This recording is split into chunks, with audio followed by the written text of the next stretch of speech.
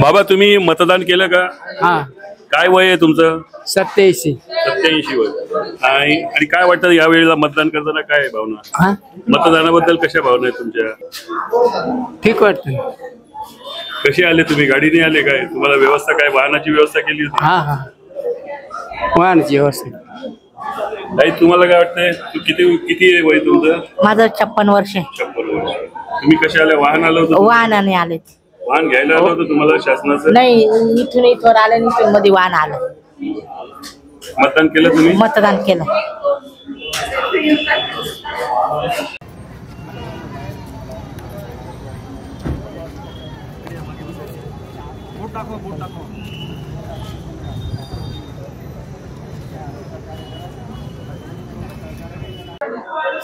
Devidas Udawant, Nashik chemist association सदस्य.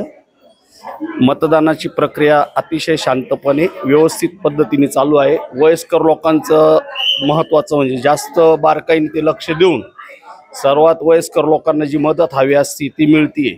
इथं कोणत्याही पक्षाचं किंवा कोणत्याही जाती जमातीचं असं काही अपप्रचार नाही चालू. आणि पोलीस यंत्रणा वगैरे सर्वांचं आम्ही आभारी आहोत. एवढ्या शांत पद्धतीने नाशिकमध्ये जे इलेक्शन चाललं याला कोणत्याही प्रकारचं जातीवाचक किंवा कोणत्याही पक्षाचं काहीही गालबोट न लागता सर्वात जास्त जे कार्यशील खासदार आमदार आहेत ते व्यवस्थितरित्या काम करत आहे. आणि जो पण खासदार येईल इथल्या अडीअडचणी त्यांनी दूर करावा.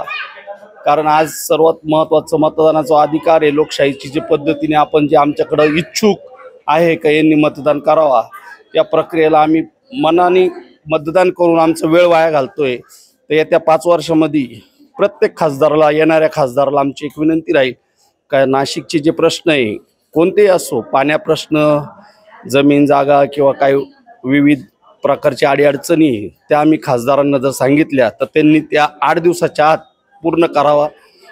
जे ब्रिज मेट्रो इथं येऊ इच्छित आहे द्वारका, ते 10 वर्षापूर्वी पण तोच प्रश्न निर्माण होता नाशिक रोडच्या परिसरातील लोकांना आणि आजही तोच प्रश्न दिसतोय. तर विनंती आहे का येणाऱ्या खासदार कोणत्याही पक्षाचा असो त्यांनी आम्ही सांगितलं ते कामाला भूमिपूजन वगैरे 8 दिवसाच्या आत करावं अशी त्यांना आमची खास करून विनंती राहील.